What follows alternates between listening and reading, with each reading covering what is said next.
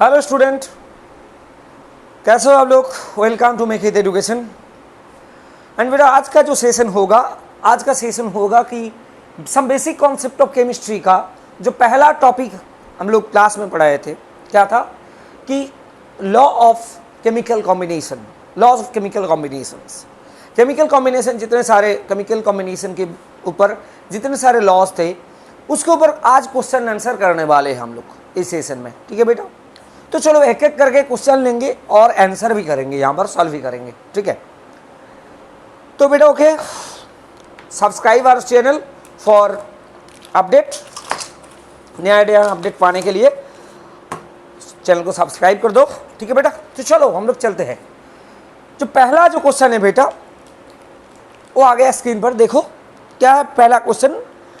4.88 gram of KClO3 when heated produced 1.92 gram of O2 and 2.96 gram of KCl.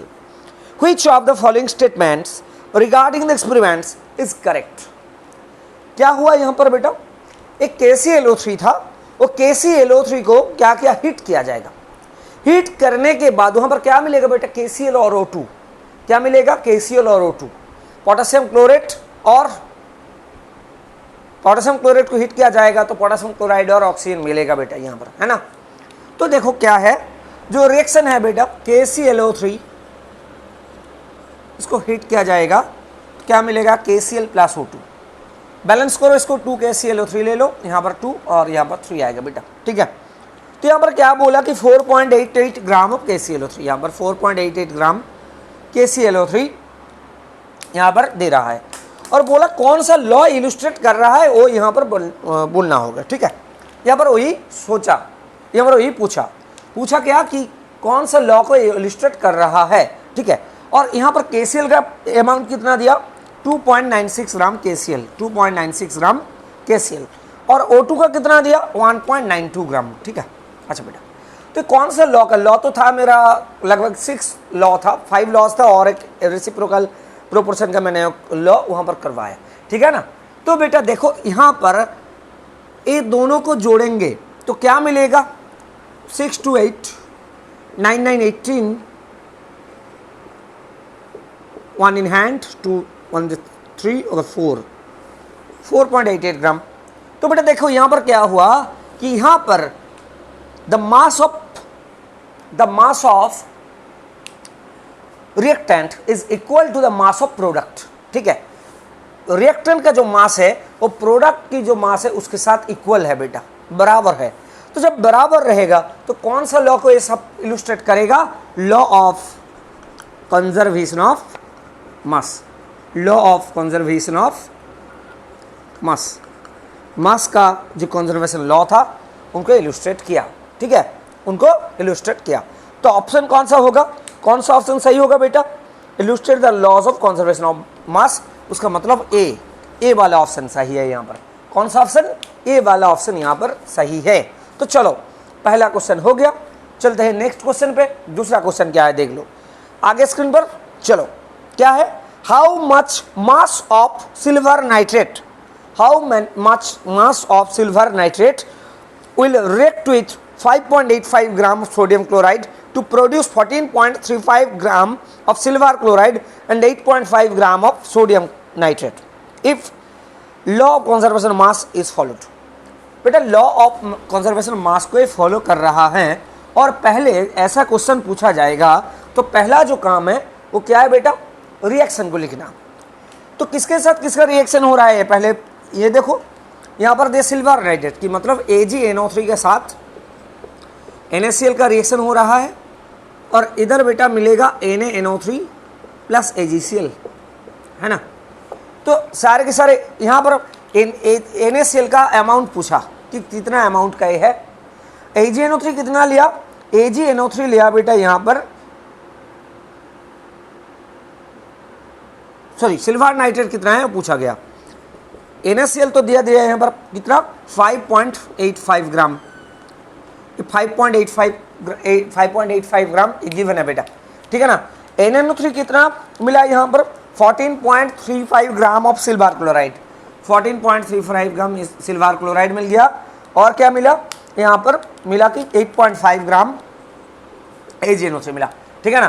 तो AgNO का मास क्या है बेटा, जब लॉ ऑफ कंजर्वेशन ऑफ मास को फॉलो करेगा तो क्या होगा, प्रोडक्ट का जो मास होगा वो equal to the mass of reactants, reactant का जो मास होगा वो प्रोडक्ट के मास से बराबर होगा, ठीक है ना। तो इन दोनों को जोड़ दो, क्या मिलेगा 22.85 ग्राम। तो वहां से देखो कि इसका मान लीजिए कि इसके x है, x ग्राम लिया, ठीक है ना, इसका x ग्राम का जरूरत है। तो बेटा लिखो कि x प्लस 5.85 इक्वल टू 22.85। तो x इक्वल कितना मिलेगा, 17 ग्राम मिलेगा। कितना मिलेगा, 17 ग्राम यहाँ पर मिलेगा, ठीक है ना। तो option C is the right answer, 17 gram, option C is the right answer बेटा। ओके, चलो ये हो गया सेकंड क्वेश्चन। हम चलते हैं नेक्स्ट क्वेश्चन पर। नेक्स्ट क्वेश्चन क्या है देखो,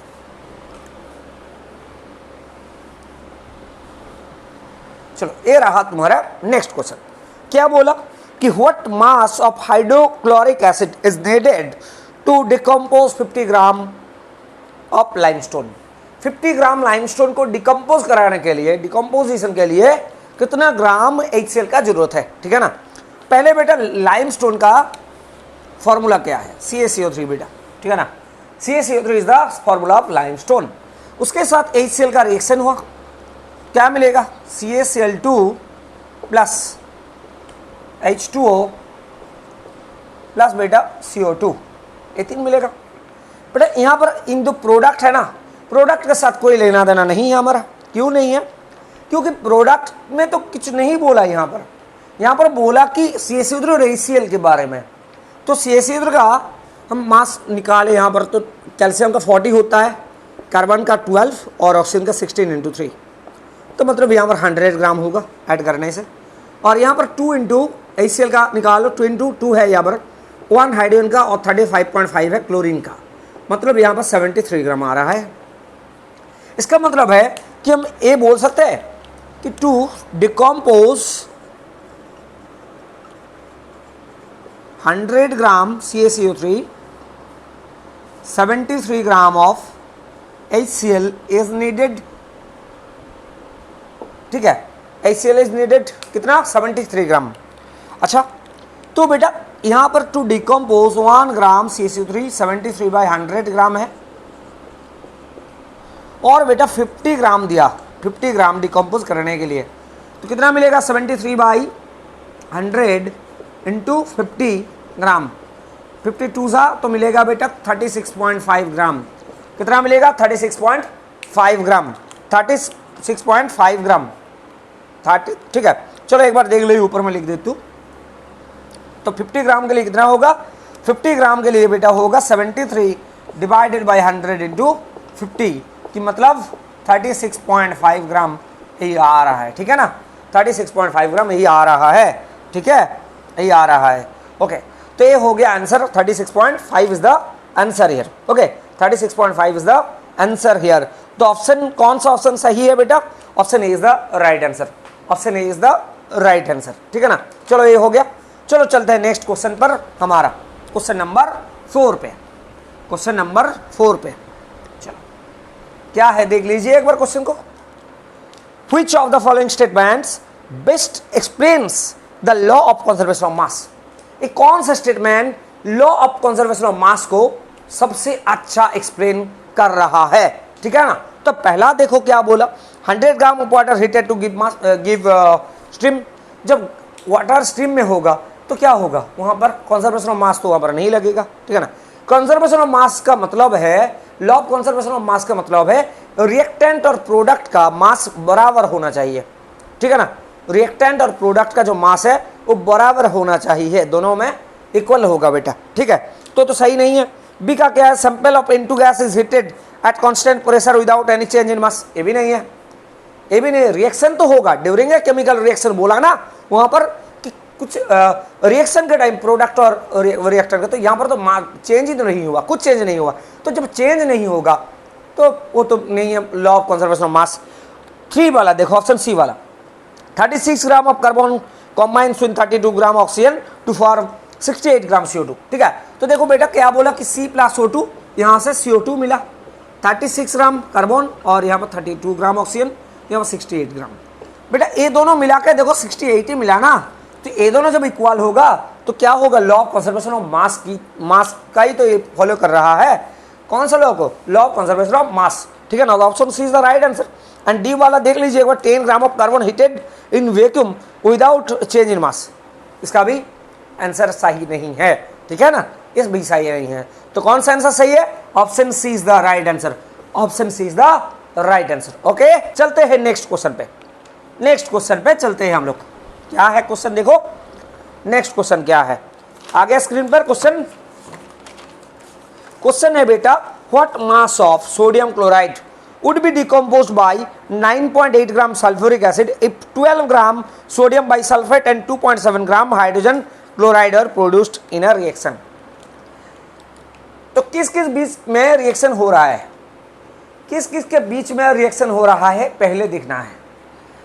किसके, NaCl के साथ H2SO4 का रिएक्शन हुआ और मिला क्या बेटा, सोडियम बाइसल्फेट NaHSO4 और प्लस HCl हाइड्रोजन क्लोराइड, ठीक है ना, और हाइड्रोक्लोरिक एसिड, कुछ भी बोलो, हाइड्रोजन क्लोराइड है, गैस है बेटा।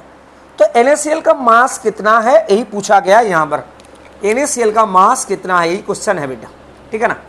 तो H2SO4 में कितना दिया है, H2SO4 जब क्या बोला, would be decompose by 9.8 gram H2SO4, 9.8 gram H2SO4 से डिकम्पोज हो रहा है, 12 ग्राम सोडियम बाइसल्फेट मिल रहा है, 12 ग्राम, और HCl कितना, HCl मिला 2.75, ठीक है। बट जब लॉ ऑफ कंजर्वेशन ऑफ मास को फॉलो करेगा, जब लॉ ऑफ कंजर्वेशन ऑफ मास को फॉलो करेगा तो क्या होगा, तो जब ये दोनों का मास और ये दोनों का मास इक्वल होना चाहिए, ठीक है ना। तो इधर देखो, इधर दोनों को जोड़ेंगे तो कितना मिलेगा, 14.75 ग्राम मिलेगा, ठीक है। और इधर तो यही है सिर्फ, तो x मान लीजिए, x प्लस 9.8, ये दोनों बराबर होगा, तो x का वैल्यू कितना आएगा, 14.75 माइनस 9.8, तो कितना मिलेगा बेटा, इसको जब हम माइनस करेंगे तो आंसर आएगा बेटा 4.95, ठीक है ना, 4.95 gram. It is the answer, it is the right answer. तो इसका मतलब है कितना NaCl को डिकम्पोज कर पाएगा, 9.8 ग्राम H2SO4, 4.95 ग्राम ऑफ NaCl को डिकम्पोज कर पाएगा। समझ में आया ना, चलो ठीक है, ओके बेटा। चलो बेटा चलते हैं नेक्स्ट क्वेश्चन पर। नेक्स्ट क्वेश्चन क्या दिया बेटा, चलो आ गया क्वेश्चन स्क्रीन पर। In experiment 2.4 gram of iron dioxide, sorry iron dioxide नहीं, आयरन ऑक्साइड है, iron oxide on a reduction with hydrogen.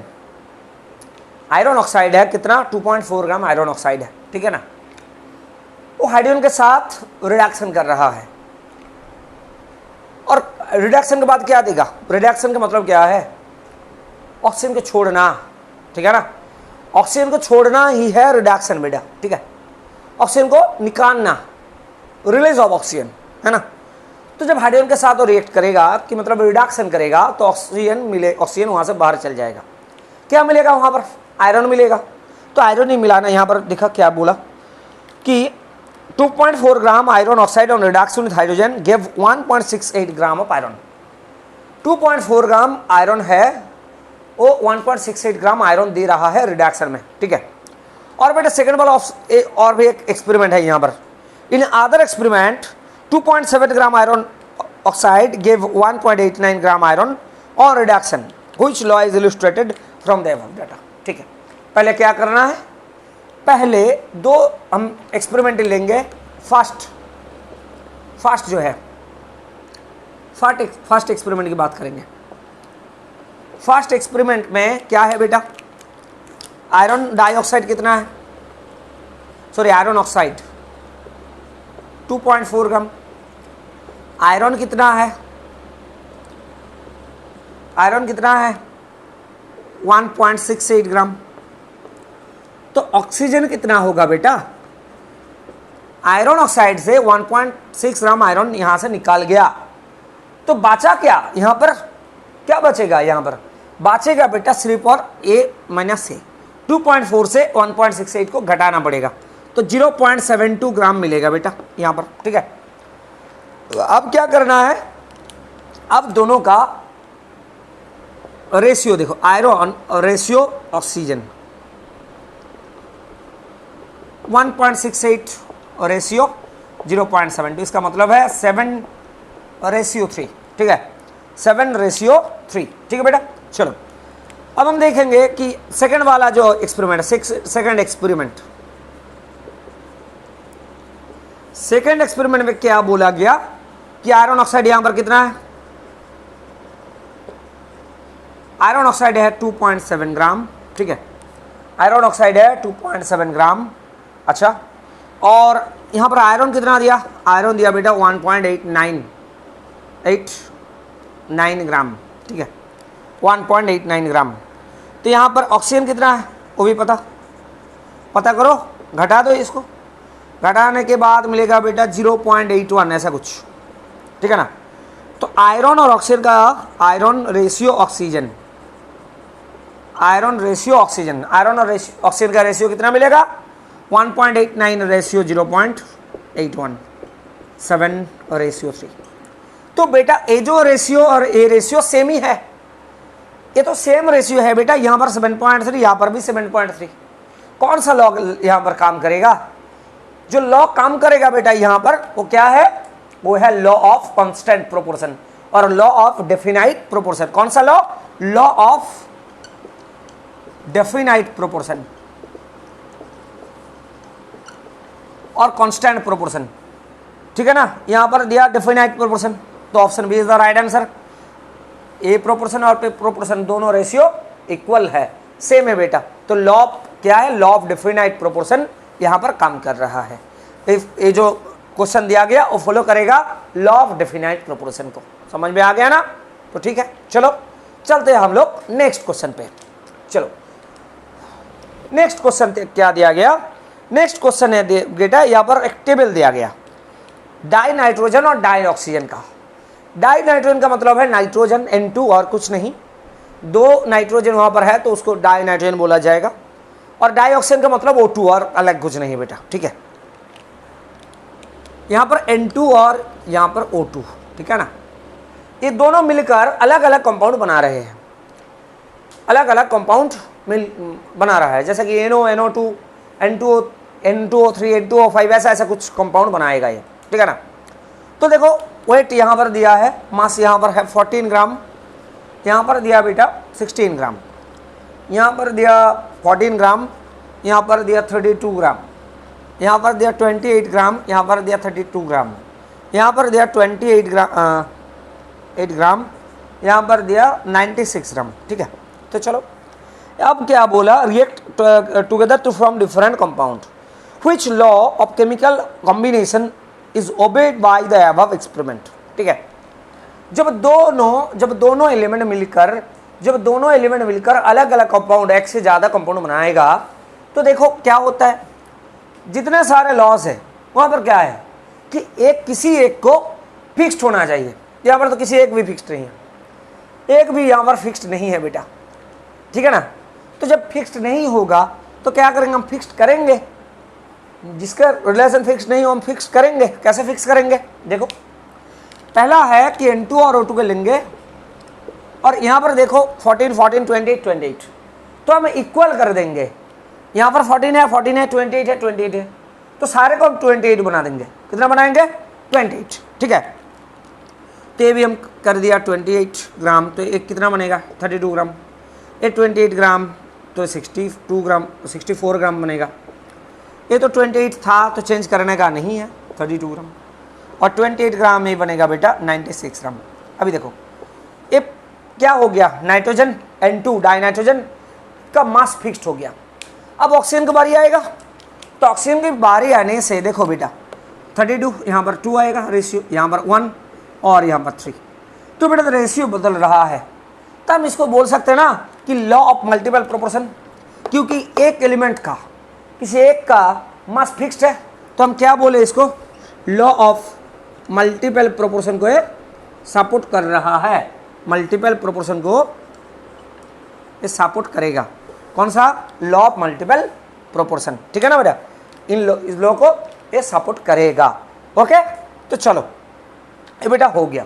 Okay चलो, ओके बेटा चलो चलते हैं नेक्स्ट क्वेश्चन पर। नेक्स्ट क्वेश्चन क्या है, अगला क्वेश्चन क्या है, देखो अगला क्वेश्चन है बेटा कि which of the following statements illustrate the law of multiple proportion, कौन से स्टेटमेंट मल्टीपल प्रोपोर्शन का जो लॉ है उसको इलस्ट्रेट कर रहा है। ठीक है, तो पहले देखो कि ये लॉ है क्या, ये लॉ है क्या, पहले वो देखो। ठीक है ना, वो जो लॉ जो है कि एन एलिमेंट, पहला an element forms two oxide XO and XO2। ठीक है, दो ऑक्साइड होगा, एक तो है XO और एक है XO2। ठीक है, XO2 ना, हाँ XO2। ठीक है, ये दोनों में क्या बोला गया कि XO में क्या है, इन XO, पहला इन XO लो, तो XO में क्या होगा, XO में बेटा बोला कि 50% ऑक्सीजन है, तो जब 50% ऑक्सीजन होगा तो 50% X भी होगा। ठीक है ना, पूरा कंपाउंड 100% होगा, और जब 50% ऑक्सीजन होगा तो बाकी जो 50% हो क्या होगा, X होगा। ठीक है, और XO2 में क्या बोला गया कि 60% ऑक्सीजन है, तो इनका 40% होना चाहिए। ठीक है, तो इन XO में क्या होगा, XO में देखो कि 50 ग्राम ऑफ O की oxygen combine with 50 gram of X कर दो, X combine with 50 gram of O, 50 gram of O। ठीक है ना, 50 ग्राम ऑफ O। तो बेटा यहाँ पर देखो कि 1 ग्राम लेंगे, क्योंकि वहाँ पर 1 ग्राम बोला गया। देखो एलिमेंट का जो एलिमेंट है वो एलिमेंट का मास 1 ग्राम बोला गया लास्ट में। देखो क्या बोला, containing 50% and 60% oxygen respectively, the ratio of masses of oxygen which combines with 1 gram element is 2:3, is 2:3। ठीक है ना, तो 1 gram of X combine with 1 gram O, 1 gram of O, 1 gram X 1 gram oxygen के साथ ही हो क्या करेगा, combine होगा। ठीक है ना, और दूसरा वाला जो है इन XO2, यहाँ पर क्या होगा, यहाँ पर तो बोला 60% ऑक्सीजन है, कि मतलब 40 ग्राम X, 40 gram of X combine with 40 gram of O, नहीं बेटा 60 ग्राम ऑफ O। ठीक है ना, 40 ग्राम X combine with 60 gram O, तो इसका भी 1 ग्राम निकालना चाहिए। ठीक है ना, तो 1 gram of X combine with 60/40, 3/2 होगा। ठीक है, अब देखो क्या हो रहा है, यहाँ पर तो X का मस सेम हो गया, X का मस तो बराबर है, यहाँ पर भी 1 ग्राम, यहाँ पर भी 1 ग्राम। ठीक है ना, दोनों में 1 ग्राम है बेटा, तो इन दोनों का रेशियो, ऑक्सीजन का रेशियो निकालना है अभी। तो ऑक्सीजन का रेशियो क्या होगा, 1 डिवाइडेड बाई कितना होगा, देखिए एक बार रेशियो हम यहाँ पर करेंगे, oxygen O in XO divided O in XO2 equal to 1/3/2, कि मतलब 2/3। तो एक प्रोपोर्शन मिल रहा है यहाँ पर, तो ये मल्टीपल प्रोपोर्शन को यही इलस्ट्रेट करेगा। ठीक है, तो पहला वाला ऑप्शन सही है। अच्छा, और बाकी जो ऑप्शन है वो देख लीजिए, एक बार चेक कर लीजिए। ठीक है, सारे चीज़ों को चेक करना है बेटा। क्या बोला, 1 volume of nitrogen always combines with 3 volumes of oxygen, oxygen नहीं बेटा वो हाइड्रोजन होगा, वो गलत है। ठीक है, वो रॉन्ग है बेटा, जो सेकंड वाला ऑप्शन है ना वो गलत है बेटा। ठीक है, वो क्या करेगा, 1 वॉल्यूम नाइट्रोजन 3 वॉल्यूम हाइड्रोजन के साथ रिएक्ट करेगा to produce 2 volume of NH3। ठीक है ना, रिएक्शन है 1 volume N2 plus 3 volume H2, यहाँ से मिलेगा 2 वॉल्यूम NH3। ठीक है, 2 वॉल्यूम NH3, यही तो मिला। तो मतलब है N2 प्लस 3H2, यहाँ से मिलेगा 2NH3। ठीक है ना, N2 प्लस 3H2 यहाँ से मिलेगा 2NH3। ओके, तो बेटा देखो किसने बोला ये वॉल्यूम का बात, ये वॉल्यूम का बात किसने किया, गैलू-सैक्स ने किया। किसने किया, गैलू-सैक्स ने किया। तो गैलू-सैक्स की लॉ के मुताबिक ही हो रहा है, तो ये तो लॉ ऑफ मल्टीपल प्रोपोर्शन नहीं है, तो ऑप्शन बी गलत है। ऑप्शन सी क्या है, देखो 3.47 ग्राम of BaCl2 reacts with 2.36 gram of Na2SO4 to give 3.88 gram of BaSO4 and 1.9 gram of NaCl। ठीक है, देखो बेटा यहाँ पर क्या हो रहा है, यहाँ पर BaCl2 के साथ रिएक्ट करेगा कौन, Na2SO4, ठीक है। Na2SO4 यहाँ पर रिएक्ट करेगा, क्या मिलेगा, मिलेगा बेटा BaSO4 + 2 NaCl। अच्छा, BaCl2 का मास क्या है, BaCl2 का मास यहाँ पर 3.7447 ग्राम दिया रखा है। अच्छा, 2.36 ग्राम Na2SO4। BaSO4 का मास कितना है, 3.88 ग्राम। NaCl का मास कितना है, 1.95 ग्राम, ठीक है। अब देखो क्या करना है, इन दोनों को जोड़ दो, जो मिलेगा इन दोनों को जोड़ दो वही मिलेगा बेटा। तो इधर और उधर मास सेम रहेगा, इधर सम ऑफ मास, इधर सम ऑफ मास सेम रहेगा, इक्वल रहेगा। तो ये लॉ ऑफ कौन सा, conservation of mass, law of conservation of मास को फॉलो करेगा। तो ये सही नहीं है, ये गलत है। और लास्ट वाला देखो, 20 ml of ammonia gives 10 volumes of N2 and 30 volumes of H2 at constant temperature and pressure। किसने बोला, केलुसाक्स ने ही बोला ना। एक बार देख लो वीडियो, एक बार देख लो वीडियो, थ्योरी जहाँ पर पढ़ाया मैंने वहाँ पर बोल दिया केलुसाक्स ने, यही तो एक एग्जाम्पल भी करवाया ऐसा, वो भी गलत है बेटा। तो option A is the right answer. समझ में आ गया ना। चलो हम नेक्स्ट क्वेश्चन पर चलते हैं, हम चलते हैं नेक्स्ट क्वेश्चन पर।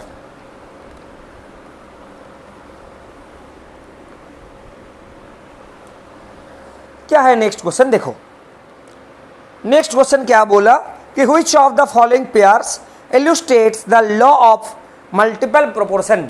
Which of the following pairs, क्या क्या है पेयर, वो देखिए। पहला पेयर है ऑप्शन ए PH3 और HCl।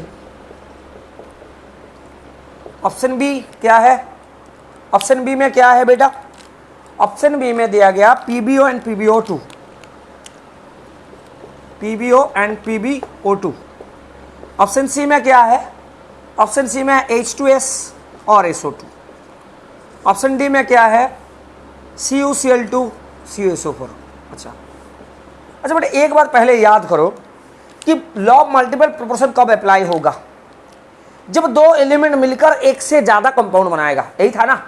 जब दो एलिमेंट मिलकर एक से ज्यादा कंपाउंड बनाएगा और एक एलिमेंट का मास सेम रहेगा, इक्वल रहेगा बेटा। दो एक से ज्यादा जितना कंपाउंड होगा, सारे कंपाउंड में एक एलिमेंट का मास सेम रहेगा और एक किसी का चेंज होगा, उसका एक रेशियो लेंगे हम लोग। तो बेटा यहाँ पर देखो, यहाँ पर बेटा फास्फोरस, हाइड्रोजन और क्लोरीन 3 एलिमेंट ले लिया, तो कभी नहीं हो सकता, नहीं होगा। चलो पहला वाला नहीं हुआ। क्रॉस Pb एंड Pb दोनों में बेटा Pb सेम है और ऑक्सीजन अलग है, तो ये बेटा राइट आंसर है ना। H2S SO2, यहाँ पर भी 3 मॉलिक्यूल हो गया, तो ये भी नहीं होगा। CuCl CuSO बहुत सारे एलिमेंट्स हैं यहाँ पर, ये भी सही है नहीं बेटा। कौन सा सही है, PbO and PbO2, it is the right answer. It illustrates the law of multiple proportion. Clear ना, समझ में आ गया बेटा। चलो हम अगले क्वेश्चन करते हैं, चलते हैं अगले क्वेश्चन पर। अगले क्वेश्चन क्या है, देखो कुछ स्टेटमेंट दिया है यहाँ पर और बोला कि कौन सा स्टेटमेंट रॉन्ग है, और बोला कौन सा स्टेटमेंट रॉन्ग है। Mark the option which is not correctly matched, हाँ को करेक्टली मैच नहीं करेगा। पहला जो मैचिंग है, मैचिंग वाला क्वेश्चन है, ठीक है ना। तो पहला जो ऑप्शन है, देखो क्या बोला वहां पर कि matter neither be created nor destroyed, law of conservation of मास। सही बोला बेटा, मैटर को क्रिएट और डिस्ट्रॉय कभी भी नहीं किया जाता। किसने बोला, law of conservation of mass. Law of conservation of मास किसका लॉ था, लेवोसियर ने बोला, ठीक है ना। तो सही है। ए compound always containing exactly the same proportion of elements by weight, law of definite proportion. हाँ बेटा, लॉ ऑफ डेफिनाइट प्रोपोर्शन तो यही बोला, लॉ ऑफ डेफिनाइट प्रोपोर्शन से यही तो बोला कि जब सेम कंपाउंड, एक एग्जाम्पल दिया जब पढ़ाए थे कि पानी का, कि तुम लिया समुद्र का पानी, किसी ने लिया टैप का पानी, और किसी ने लिया रेन का पानी, रेन वाटर लिया, वो सारे के सारे में H2 ही तो है उसका कंपाउंड का फार्मूला, और हाइड्रोजन और ऑक्सीजन का जो रेशियो है मास का, हाइड्रोजन और ऑक्सीजन का मास का जो रेशियो है वो बेटा 1:8 ही आ रहा है सारे के सारे में। तो ए तो सही है, ये भी सही है। ऑप्शन सी देखो, when gas combine they do so in a simple ratio by weight, Gay-Lussac's law.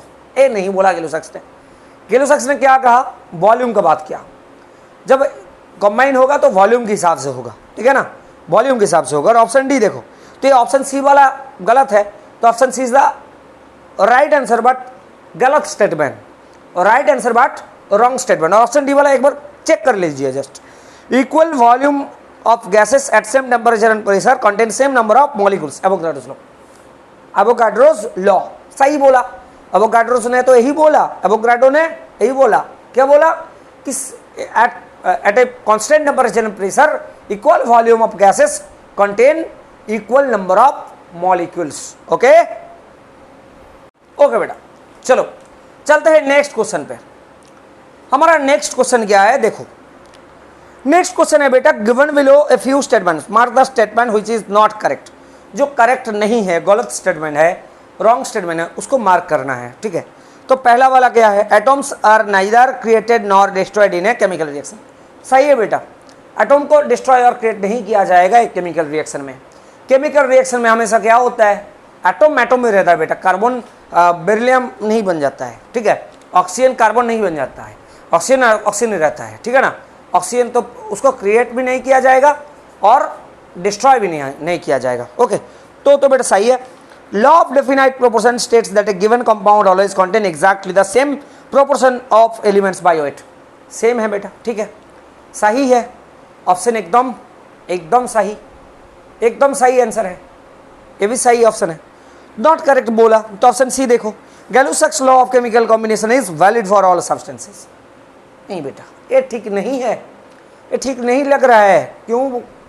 क्योंकि गैलुसैक्स की जो लॉ है ना, वो सिर्फ गैस मॉलिक्यूल्स के लिए, गैसेस के लिए एप्लीकेबल हो, ऑल सब्सटेंस के लिए एप्लीकेबल नहीं है बेटा, ये गैसेस के लिए एप्लीकेबल है, ठीक है जना, ठीक है ना, समझ में आ गया। तो चलो, एक गलत है स्टेटमेंट, तो बेटा सही आंसर है सी, बट गलत स्टेटमेंट है सी, ठीक है ना। C is the wrong statement but right answer, ठीक है, wrong statement but right answer. Okay चलो नेक्स्ट बेटा देखो, a pure compound has always fixed proportion of masses its constituents. ये भी ठीक बोला, प्योर कंपाउंड्स ने ऐसा ही होता है, ठीक है ना। तो option C is the right. Gay-Lussac's जो होता है, गैलुसैक्स ने जो बोला ये सर मैच नहीं कर रहा है, गैलुसैक्स की लॉ सिर्फ गैस के लिए ही एप्लीकेबल है, बाकी किसी के लिए नहीं, तो option C is the right answer. तो चलते हैं नेक्स्ट क्वेश्चन पे। क्या बोला, 100 gram of ethylene polymerise of to polythene according to the equation. क्या बोला, इक्वेशन दे दिया यहाँ पर NCH2 डबल बॉल CH2, यहाँ पर दिया CH2 होल एन, ठीक है ना। एक क्वेश्चन बड़ा बहुत आसान है, ठीक है ना, थोड़ा दिमाग लगाना है, थोड़ा दिमाग लगाना है। यहाँ पर कितने था, 100 ग्राम थे, यहाँ पर थे 100 ग्राम। पर जब एक रिएक्शन होता है तो मास का कोई चेंज होता है क्या, मासेस का कोई चेंज होता है नहीं बेटा। According to law of conservation of mass, masses is always constant, ठीक है ना। तो इधर 100 ग्राम रहेगा तो प्रोडक्ट का भी 100 ग्राम होना चाहिए, इधर 100 ग्राम रहेगा तो प्रोडक्ट का भी 100 ग्राम होना चाहिए, है ना। तो इसका भी 100 ग्राम होगा, इसका 100 ग्राम, तो इधर भी 100 ग्राम सेम रहेगा। Option D is the right answer, इधर डी में है 100, तो option D is the right answer बेटा। ओके, तो हो गया। चलो चलते हैं नेक्स्ट क्वेश्चन पे। अगले क्वेश्चन क्या है, देखो एक पिक्चर वाला क्वेश्चन दिया, और पिक्चर वाला क्वेश्चन से स्टूडेंट्स का बहुत डर है बेटा, बहुत डर है, लेकिन डर से भागना नहीं चाहिए, ठीक है, डरने का बात ही नहीं है यहाँ पर। ये सबसे सिंपल चीज होता है पिक्चोरियल जो क्वेश्चन होता है ना। पिक्चर ने क्या बोला वो देखो बेटा, यहाँ पर क्या बोला गया, यहाँ पर इन कंटेनर दिया, पहला हाइड्रोजन है 1 वॉल्यूम, मैं यहाँ पर लिख रहा हूँ 1 volume hydrogen plus 1 volume hydrogen plus 1 volume oxygen है, ये तो दिया। 1 वॉल्यूम हाइड्रोजन, 1 वॉल्यूम हाइड्रोजन और 1 वॉल्यूम ऑक्सीजन, यही तो दिया। और बनेगा क्या, 1 वॉल्यूम H2O बना यहाँ पर, नहीं 2 वॉल्यूम H2O बना, ठीक है ना। तो बेटा क्या होगा रिएक्शन, ये होगा H2 प्लस H2 का मतलब H2 का मतलब 2H2 प्लस O2, यहाँ पर 2H2O, ठीक है ना, 2H2O, okay, 2H2 plus O2 ऐसा 2H2O, यही बनेगा। तो बेटा जब ऐसा होगा कुछ तो कौन सा लॉ फॉलो करेगा, वो कौन सा लॉ फॉलो करेगा, गैलू-सॉक्स की लॉ। वॉल्यूम की बात किसने किया, गैलू-सॉक्स ने किया, ठीक है ना। जब रिएक्शन होगा वॉल्यूम की मुताबिक होगा, वो वॉल्यूम का रेशियो में होगा, ठीक है। तो क्या गैलू-सॉक्स की लॉ है बेटा, ठीक है, हो गया। Option C is the right answer, Gay-Lussac's law of gaseous volume, ठीक है। Gay-Lussac's law of gaseous volume, gaseous volume के ऊपर गैलू-सॉक्स जो लॉ है वो हो गया। चलो चलते हैं नेक्स्ट क्वेश्चन पर, और लास्ट आज का अगला क्वेश्चन और लास्ट क्वेश्चन बेटा। लास्ट क्वेश्चन में क्या दिया, कुछ यहाँ पर एवोगाड्रोस हाइपोथेसिस के बारे में कुछ पूछा। Which of the following statement about Avogadro's hypothesis is correct. Avogadro's hypothesis का कौन सी स्टेटमेंट सही है, ठीक है। एवोगाड्रोस हाइपोथेसिस के बारे में कौन सा स्टेटमेंट सही है। ऑप्शन नंबर ए में क्या दिया, under similar conditions of temperature and pressure gases react with each other in simple ratio.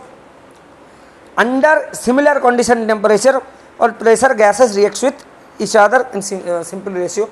एक एवोगाड्रोस ने नहीं बोला, ये एवोगाड्रो ने नहीं बोला, एवोगाड्रो ने नहीं बोला, ये क्या बोला वो एक बार याद कर लो। एवोगाड्रो ने बोला कि if temperature and pressure is constant, at constant pressure and temperature the equal volume of gases contain equal number of molecules.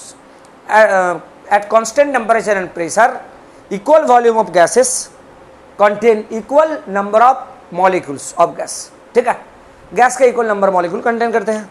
Option B में क्या है, under similar conditions of temperature and pressure equal volumes of all gases contain same number of molecules. सही है बेटा, यही तो बोला Avogadro ने, एवोगाड्रो ने तो ही बोला, तो option B is the right answer. और ऑप्शन सी डी मैच कर लो, एक बार देख लीजिए, वो चेक कर लीजिए। At NTP all gases contain same number of molecules, नहीं बेटा सही नहीं है।